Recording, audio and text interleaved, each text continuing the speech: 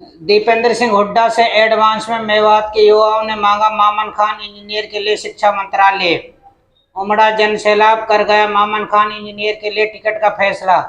भाजपा के 10 साल के कुशासन से हरियाणा हुआ बेहाल।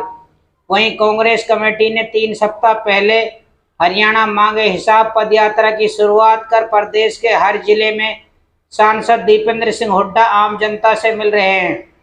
इसी कड़ी में सांसद दीपेंद्र सिंह हुड्डा, पूर्व लोकसभा प्रत्याशी राज बब्बर, करतार सिंह भड़ाना युवा कांग्रेस प्रदेश अध्यक्ष वो कांग्रेस से पूर्व लोकसभा प्रत्याशी दिव्यांशु बुद्धिराजा, सीएलपी उपनेता आफ्ताब अहमद, विधायक इलियास खान इब्राहिम इंजीनियर बीसरू मेवात के फिरोजपुर झिरका में पहुंचे, जहां पर फूल माला व पगड़ी बांधकर सम्मान किया गया। इस मौके पर जनता का सैलाब देखकर राज बब्बर और दीपेंद्र सिंह हुड्डा गदगद नजर आए। ये पदयात्रा अक्सा मस्जिद से शुरू होकर शहीदी मीनार अनाज मंडी तक निकाली गई। जबरदस्त गर्मी के बावजूद भी विधानसभा फिरोजपुर झिरका की जनता का हुजूम पदयात्रा में उमड़ पड़ा। जन सैलाब में उमड़े लोगों का मामन खान इंजीनियर और दीपेंद्र सिंह हुड्डा ने आभार जताया है। सांसद दीपेंद्र सिंह हुड्डा ने प्रेस कॉन्फ्रेंस के दौरान बताया कि आज बेरोजगारी, महंगाई, क्राइम रेट व अपराध में नंबर 1 कैसे बन गया। 50 से ज्यादा करोड़ों रुपए के घोटाले करने वाली भाजपा सरकार ने खनन, शराब, सफाई, फरीदाबाद निगम घोटाला, अमृत योजनाओं जैसे घोटालों पर भाजपा सरकार चुप क्यों है। वहीं जन विरोधी पोर्टल आईडियों के माध्यम से जनता के चक्कर पे चक्कर हरियाणा में क्यों, ये पोर्टल आईडी पॉलिसी गुजरात में क्यों नहीं। जवाब दे सरकार। जननायक जनता पार्टी पर तंज कसते हुए सांसद दीपेंद्र सिंह हुड्डा ने कहा कि ये तो अपनी जमानत भी नहीं बचा पाएंगे। मुकाबला हरियाणा में कांग्रेस बेनाम भाजपा होगा, जिसमें हरियाणा में सरकार पूर्ण बहुमत से भूपेंद्र हुड्डा बनाने जा रहे हैं। आइए सुनते हैं क्या कह रहे हैं सांसद दीपेंद्र सिंह हुड्डा। अभियान, कांग्रेस पार्टी का अभियान, हरियाणा मांगे हिसाब। 10 साल हरियाणा बेहाल, 10 साल जो सरकार रही, आज हरियाणा की बदहाली, दुर्दशा के लिए कोई अगर जिम्मेदार है तो भारतीय जनता पार्टी जिम्मेदार है। भारतीय जनता पार्टी की सरकार जिम्मेदार है। प्रदेश कांग्रेस कमेटी ने ये 15 सवाल आज से 1 महीने पहले इनसे पूछे थे। 3 हफ्ते पहले, आज से 3 हफ्ते पहले का अभियान हमारा शुरू हुआ था, तब ये पूछे थे 15 सवाल। तो बड़े सरल से सवाल हैं, उन पर जवाब देना चाहिए भाजपा को। देश में सर्वाधिक बेरोजगारी हरियाणा में क्यों है, सबसे ज़्यादा महंगाई हरियाणा में क्यों है, सबसे ज़्यादा देश का क्राइम रेट, सबसे ज़्यादा अपराध दर, आज हरियाणा में सबसे ज़्यादा क्राइम क्यों है। हरियाणा में हज़ारों करोड़ों के घोटाले पे एक के बाद एक घोटाले, दादन खनन घोटाला, यमुनानगर खनन घोटाला, शराब घोटाला, मेट्रो रूट बदलाव घोटाला, अमृत योजना घोटाला, सफाई घोटाला, फरीदाबाद निगम घोटाला, हज़ारों करोड़ के ये जो घोटाले आए सामने, ये सरकार इन पर चुप क्यों है। जो जन विरोधी पोर्टल आईडियो के माध्यम से आज जनता के चक्कर कटाए जा रहे हैं, आज जनता को परेशान किया जा रहा है। ये गुजरात में जब पोर्टल और आईडी नहीं आई तो हरियाणा में क्यों आई ये पोर्टल और आईडी की व्यवस्था। आज जिस व्यवस्था से कैची चली लोगों के अधिकारों पर, इसी तरीके से हरियाणा को कच्ची नौकरी की राजधानी क्यों बनाया। आज हरियाणा के नौजवान को सीटी में उलझा दिया, कच्ची नौकरियों में उलझा दिया। आज आपने देखा अग्निवीर योजना आ गई, ना फौज में पक्की भर्ती हुई, कौशल निगम आ गई, ना हरियाणा सरकार की नौकरी पक्की। तो ये सारे हमारे कई इस तरह से 15 सवाल हैं। इन 15 सवालों को लेकर हमने भाजपा से कहा कि आप हिसाब देना चाहिए आपको। प्रजातंत्र में यही तरीका होता है। लेकिन आपने देखा हमारे एक भी सवाल का, पिछले इन 3 हफ्ते में जब से हमारा अभियान चल रहा है, एक भी सवाल का जवाब भारतीय जनता पार्टी ने नहीं दिया। ये मैं समझता हूँ कि भाजपा की विफलता का प्रतीक है कि वो एक सवाल का जवाब नहीं। अभी 2 दिन पहले नायब सिंह जी ने, 3 दिन पहले फतेहाबाद में कहा, क्योंकि मेरा नाम लेकर तो मैं उसका उल्लेख करूंगा, उन्होंने कहा दीपेंद्र जी सवाल पूछ रहे हैं, हिसाब मांग रहे हैं, हम ये हिसाब देते हैं और ये 10 काम गिनवाते हैं जो फतेहाबाद जिले में हुए। वो 10 काम में से 7 काम हुड्डा सरकार में हुए थे, कांग्रेस की सरकार में हुए थे। जब ये बात सामने आई, आपने देखा उन्होंने फतेहाबाद के डीपीआरओ को सस्पेंड कर दिया। जिस सरकार को यही नहीं पता, जिन सरकार के मुखिया को, कि काम कौन सी सरकार में किए गए हैं, कितनी रुचि होगी उनको विकास कार्य को लेकर, आप अंदाजा लगा सकते हैं। जिनके खुद के गिनवाने लायक या तो काम नहीं है, और या उनको जानकारी नहीं है तो ऐसी सरकार तो स्वयं को सस्पेंड करे, बेचारे डीपीआरओ क्यों सस्पेंड करे। तो कहने का मतलब ये है, आज हरियाणा को विकास की पटरी से उतारने वाली सरकार साबित हुई है और जनता में रोष है, जनता बदलाव चाहती है, परिवर्तन चाहती है। और हम ये अभियान लेकर, प्रदेश कांग्रेस कमेटी ये अभियान लेकर घर घर तक, पूरे प्रदेश तक पहुँच रही है। अभियान में आज काफी जनता उमड़ी, विधायक मोहम्मद खान जी और आपका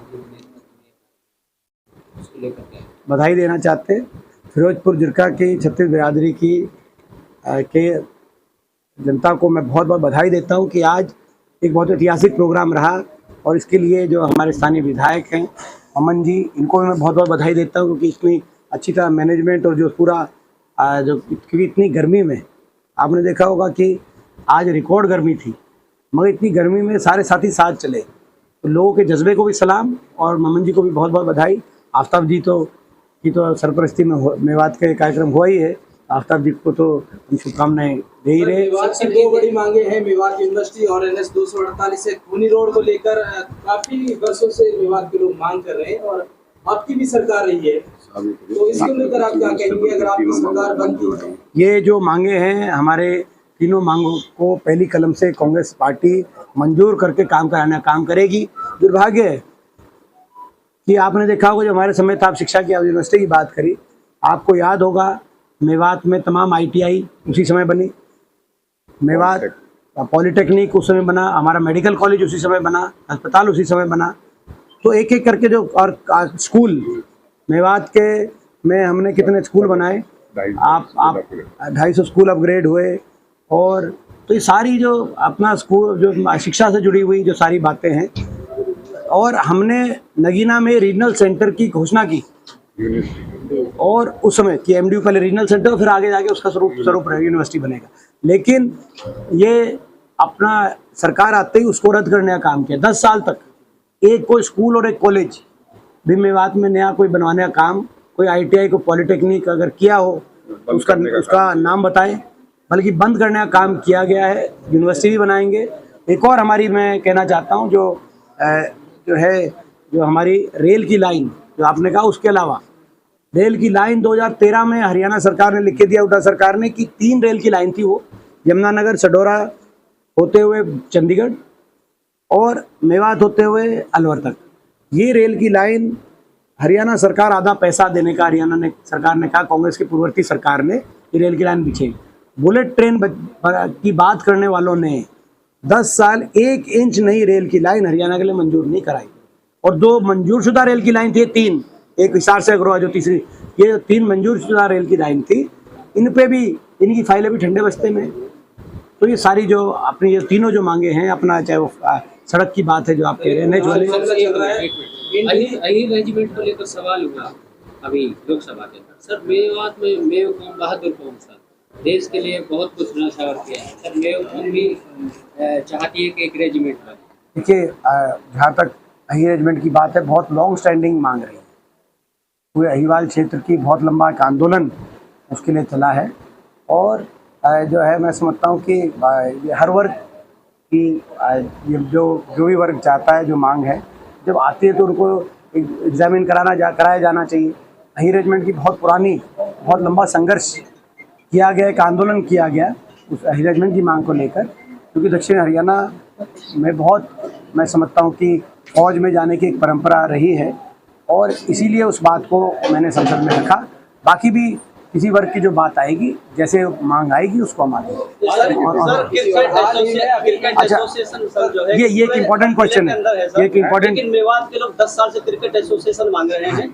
ये आज आपने ये प्रश्न किया मुझसे, अभी इससे जब चल रहे थे, तो जो क्रिकेट एसोसिएशन के हरियाणा के हैं अनिरुद्ध चौधरी जी से मैंने बात करी है, और उन्होंने कहा बेशक आप ये बात कह दें कि एसोसिएशन बनाने की प्रक्रिया मेवात डिस्ट्रिक्ट की अलग पूरी हो चुकी है। एसोसिएशन जो भी उनकी अपनी अंदरूनी कार्रवाई है वो हो चुकी है सारी, और अगले वर्ष से मेवात जिले की अलग क्रिकेट टीम खेलेगी, जिले की क्रिकेट टीम खेलेगी। ये आज उन्होंने मेरे को कहा कि मैं आज आपका इस प्रश्न का उत्तर में ये मैं कह दूं तो आप इसको जो है अच्छे से आप टेकअप करें। और प्रश्न के लिए धन्यवाद, प्रश्न के लिए धन्यवाद, क्योंकि प्रश्न में कुछ सकारात्मक। हाँ हाँ, ये क्रिकेट वाली जो बात इन्होंने ही करी थी, क्रिकेट वाली। क्या नाम आपका? जफरुद्दीन ने पूछी थी मेरे क्रिकेट वाली बात, तो उनसे पूछा तो अनिरुद्ध जी ने कहा कि फॉर्मेलिटी हो गई और अब आपने फोन कर दिया तो कहते कि ये आप घोषणा कर दें कि अगले साल से पहले हम मेवात की क्रिकेट टीम का गठन करके, और मेवात की क्रिकेट टीम उतरेगी हरियाणा की अगली जो सीजन होगा उसकी। सबसे जननायक जनता पार्टी ने 4 उम्मीदवारों की ऐलान कर दिया है। जाना से पूर्व डिप्टी सीएम भी चुनावी मैदान में आ चुके हैं। आपका चेहरा कौन होगा? कांग्रेस कब तक मैदान में? देखिए, ऐसा है कि उनका मैंने पहले कह दिया था लोकसभा से पहले कि इस पार्टी किसी भी सीट पर जमानत नहीं बचेगी, क्योंकि जो अपने मतदाता के साथ विश्वासघात करके जिस पार्टी ने भाजपा की सरकार बनवाई हो और हर कदम पर हरियाणा प्रदेश के लोगों के साथ विश्वासघात करने का उनकी कार्यशैली रही हो, आपने देखा होगा। बड़े बुजुर्गों को 5100 पेंशन कहा, लेकिन बड़े बुजुर्गों के साथ विश्वासघात, किसान आंदोलन में किसान के साथ विश्वासघात, खिलाड़ी हमारी बेटियों के आंदोलन वाली बेटियों के साथ विश्वासघात करने वाली ये पार्टी का एक परंपरा बनी। तो मैंने उसी समय कह दिया था और कि जननायक जनता पार्टी का जनाधार समाप्त हो चुका है और एक भी सीट पे इनकी जमानत नहीं बचेगी। वही हुआ। और आज भी मैं बता रहा हूँ आपको, हरियाणा में 2 ही मुकाबले हैं, तीसरा मुकाबला नहीं है हरियाणा में। पहला मुकाबला है कांग्रेस और भाजपा का, जिसमें कांग्रेस पार्टी प्रचंड बहुमत सरकार बनाने जा रही है, और दूसरा मुकाबला है नोटा का और जननायक जनता पार्टी और INLD का। इनकी नोटा से कम वोट आई है, तो दूसरा मुकाबला नोटा और इनका रहेगा। दिलचस्प मुकाबला रहेगा ये। तो ये एक जो है, मैं समझता हूँ कि उसके ज़्यादा हरियाणा में मैं कुछ नहीं कहना चाहता इस पार्टी के बारे में। गोपाल कांडा और भारतीय जनता पार्टी का गठबंधन हो गया है, उससे उनके ही कुछ विधायक नाराज बताए जा रहे हैं। क्या आपके संपर्क में है और इस गठबंधन को आप कैसे देखते हैं? देखिए, कांग्रेस पार्टी के संपर्क में सभी हैं, बहुत इसमें तो कोई, क्योंकि हरियाणा छोटा प्रदेश है, बड़ा प्रदेश नहीं है हरियाणा। हरियाणा में एक दूसरे को हम अच्छी तरह जानते हैं, सबके संपर्क में रहते हैं जो है, तो ये तो एक स्वाभाविक बात है, इसमें तो कोई। उद्धव ठाकरे जी ने राहुल गांधी की जान को खतरा बताया है, और दूसरा खुद राहुल गांधी ने कहा है कि ईडी कभी भी उनकी। देखिए, बड़े गंभीर बात है कि आज जो केंद्रीय जांच एजेंसियां हैं, ये 10 वर्ष से उनका राजनीतिक दुरुपयोग किया जा रहा है, ऐसा देश के विपक्ष का मानना है, हमारा मानना है। क्योंकि आपने देखा, लगातार केंद्रीय जांच एजेंसियों से विपक्ष की मजबूत आवाज़ों को निशाने पे लिया जाता है। जिन प्रदेशों में चुनाव है वहाँ पर विपक्ष को निशाने पे लिया जाता है। 2 मुख्यमंत्री अंदर हो गए थे, केजरीवाल जी तो अभी भी अंदर है, हेमंत सोरेन जी अंदर हो गए थे, जिनको बड़ी जो है मशक्क़त से बेल पे वो बाहर आए हैं। आपने देखा होगा कि सारा विपक्ष, कोई भी ऐसा लीडर नहीं होगा विपक्ष का मजबूत जिसको जो है, जिसके पीछे केंद्रीय जांच एजेंसियां ना पड़ी, और एक भी कोई भाजपा का किसी लीडर के ऊपर कभी कोई मुकदमा होता नहीं। कोई बीजेपी ज्वाइन कर लेता है तो उसके मुकदमे ठंडे बस्ते में चले जाते हैं। तो स्पष्ट रूप से ये देश के सामने ये सब बात हो रही है, लोकतंत्र के लिए अच्छी बातें नहीं है। हरियाणा में भी हम देख रहे हैं 3 हमारे विधायकों पर, कांग्रेस पार्टी के विधायकों पर इस तरह की कार्रवाई की जा रही है, और तो ये अच्छी बात नहीं है और ये लोकतंत्र के लिए अच्छी बात नहीं है। मैं बताना चाहता हूँ कि विपक्ष की आवाज़ कभी दबाई नहीं जा सकती देश में, ये प्रजातंत्र का नियम है, और कांग्रेस पार्टी की आवाज़ तो कतई नहीं दबाई जा सकती। हमारा एक इतिहास रहा है, हम लोग के हितों के लिए लड़ते ही रहेंगे, और इस तरह की भाजपा की B और C टीम के रूप में केंद्रीय जांच एजेंसियां आएंगी तो लोग उसका भी जवाब वोट की चोट से देंगे। संगठन को लेकर क्या रणनीति है? हमारा मजबूत संगठन है, ये रणनीति, हमारा संगठन मजबूत है। हमने दिखा दिया लोकसभा चुनाव में भाजपा से ज़्यादा मत प्रतिशत आया, भाजपा से ज़्यादा विधानसभा सेगमेंट्स में हमारी लीड आई। तो यानी कि वो तो कह रहे थे उनका संगठन हर पन्ने में है, लेकिन वो पन्नों तक रह गया, ज़मीन तक तो फिर हमारा ही संगठन मिला, आपने देखा। तो लोकसभा चुनाव के नतीजे दर्शा रहे हैं कि कांग्रेस का मजबूत संगठन है। बाकी जो है संगठन का विस्तार का जो प्रश्न है, समय समय पर कांग्रेस इस स्थिति जब ठीक समझती है तो विस्तार होता है। मुख्यमंत्री कहते हैं कांग्रेस पार्टी देश का मुद्दा, देश का ये तो आप उनकी सोच समझ सकते हैं। अब 10 साल का हरियाणा का जो हम तो हिसाब देने को तैयार हैं, हमने तो वो भी डॉक्यूमेंट छपवाया है कि हमने क्या किया, इनने क्या किया, हम तो तैयार हैं।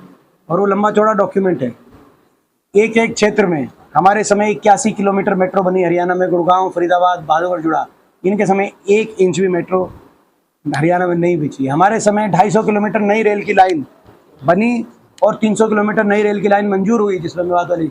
इनके समय 1 इंच भी नई रेल की लाइन मंजूर नहीं हुई। हमारे समय 4 थर्मल के और 1 परमाणु के कारखाने बने बिजली के उत्पादन को बढ़ाने के लिए। इनके समय एक कोई नया कारखाना या 1 यूनिट भी किसी कारखाने में नहीं जुड़ी।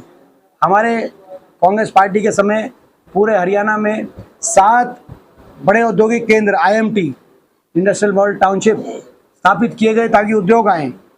इनके समय एक भी नया औद्योगिक क्षेत्र पूरे हरियाणा के अंदर नहीं लगा। हमारे समय 4 लाख ऐसी समाज के परिवारों को, बैकवर्ड समाज, BCA समाज के परिवारों को 100 गज के प्लॉट मिले। इनके समय एक भी किसी परिवार को 1 गज का प्लॉट भी 10 साल में नहीं मिला।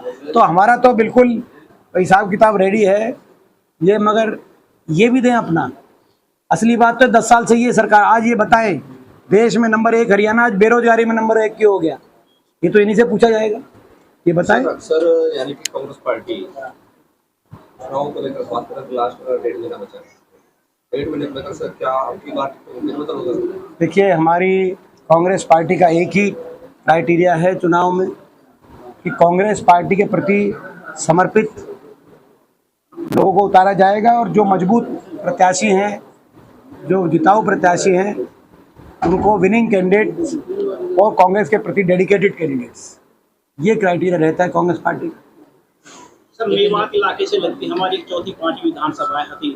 कल वहाँ पे पूर्व मुख्यमंत्री भूपेंद्र सिंह हुड्डा हर्ष कुमार को ज्वाइन करा है। कहीं ऐसा तो नहीं अल्पसंख्यक सीट को काट के किसी अन्य वर्ग में दिया जाए? ये जो है, मैं समझता हूँ कि ये जो है पूरे प्रदेश में जो आपकी कांग्रेस पार्टी सबको साथ लेके चलती है, सबको पता है कांग्रेस पार्टी सबको साथ लेके चलती है। ये कांग्रेस पार्टी का इतिहास बताने की हमें आवश्यकता नहीं।